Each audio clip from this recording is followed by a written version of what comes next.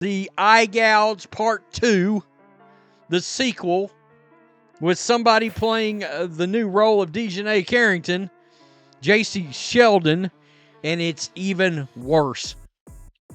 It's even worse. The new angle on this is, it's like, whoa. And the fact that the referees didn't automatically throw her ass right out of that arena. We had Caitlin Clark getting teed up involved in the incident. How does that happen?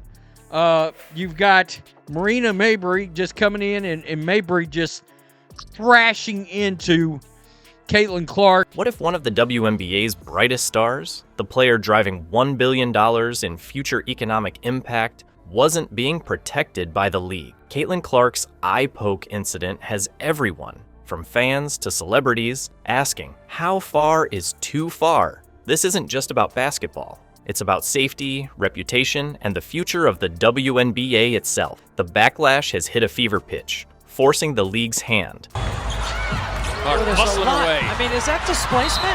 I think it is. Oh, and Marina Mabrey's going to get ejected. If the officials saw that, Marina Mabrey is going to get ejected. Well, they're going to go and look at it.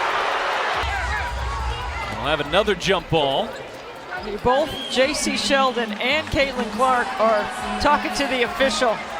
They're both going at it, saying, hey, oh, there's a little extra right there. Uh-oh. The category of suspension worthy. I mean, there's just nothing basketball about it. No.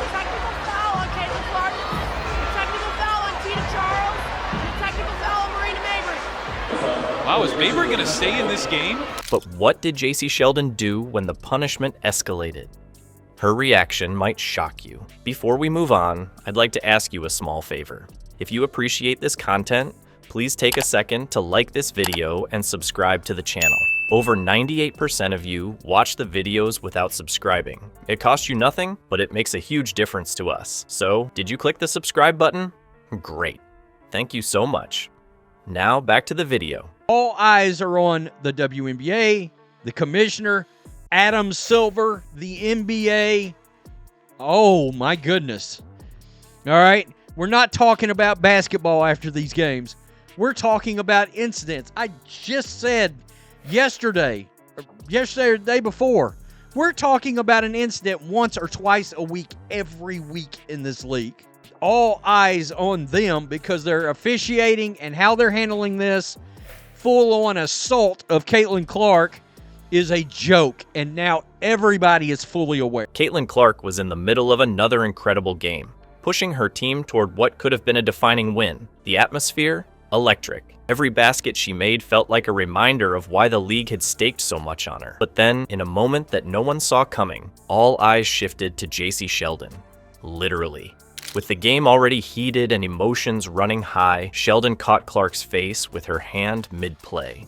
Her fingers jabbing directly near the eye. Clark immediately stepped back, wincing in obvious pain, while the refs signaled a flagrant foul. The crowd was stunned. Intentional or not, it looked bad. Really bad. Fans weren't just shocked because of the incident itself. Clark isn't just any rookie.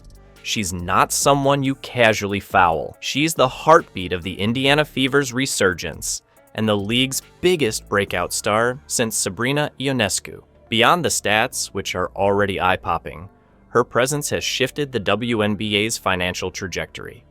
One recent report said she was directly responsible for 26.5% of the league's economic activity this year. Think about that. One player accounting for over a quarter of the league's revenue streams. Her jersey sales, topping charts, TV ratings, skyrocketing. Even the Fever's valuation jumped significantly thanks to her arrival. She's a game changer in every sense. And now, everyone was wondering, why wasn't the league doing more to protect her? The backlash was immediate. Social media blew up within minutes of the foul on Twitter.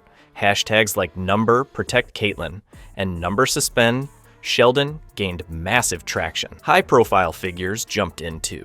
Jimmy Fallon threw some shade on his show, questioning what the WNBA was waiting for. Barstool's Dave Portnoy didn't hold back either, calling it an absolute farce. that Sheldon wasn't ejected outright. Even casual fans debated whether the play crossed the line between competitive and outright dangerous. For days, the league was trending, and not in a good way. Initially, the WNBA classified it as just another flagrant foul, and that left people furious. How could they shrug off an incident involving their franchise star? The backlash eventually became too big to ignore. Forced to act, the league's hand was finally pushed. But for Jacy Sheldon, the fallout was only beginning. The WNBA's response to the Jacy Sheldon incident didn't stop with the initial flagrant foul call. After days of public outrage and mounting pressure, the league announced they were escalating Sheldon's punishment to a 3-game suspension and slapping her with a substantial fine. For many fans, it was finally a step in the right direction, a sign the WNBA was serious about protecting its star players. But for Sheldon, it was personal. A source close to her camp mentioned that she felt singled out, arguing that the punishment didn't match her intent on the court. Still, no amount of damage control could fully clean the slate for her. The backlash didn't stay behind closed doors either. Sheldon's frustrations spilled out online, where she posted a series of cryptic messages on Instagram stories. One post read, "Some things are bigger than basketball," accompanied by a black screen and nothing else. Even more telling, she liked multiple comments that questioned whether the league was playing favorites with Clark. Some fans rallied behind her, insisting Sheldon was being unfairly targeted because of Clark's rising superstar status.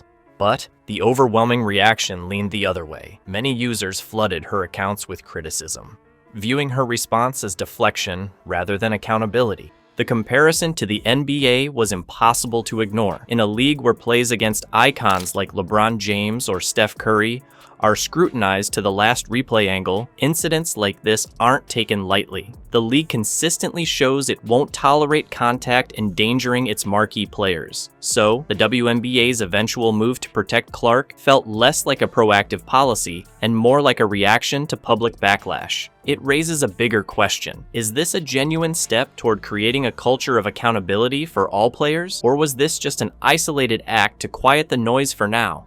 As the dust begins to settle, the league's stance has been made clear. Players like Clark represent the future and will not go unprotected. But could this level of accountability stay consistent? Or will things revert when the next big story takes over the headlines? The WNBA's decision to hit Jacy Sheldon with a harsher punishment isn't just about upholding fairness. It's a defining test for the league's future. Protecting rising stars like Caitlin Clark isn't optional anymore. Fans, players, and sponsors all expect stronger accountability when moments cross the line. But here's the real question. Is this a turning point or a one-time reaction to pressure? If the league is serious about its image, this needs to be more than a PR move. Caitlin Clark's future and the league's credibility are intertwined now. One thing is clear.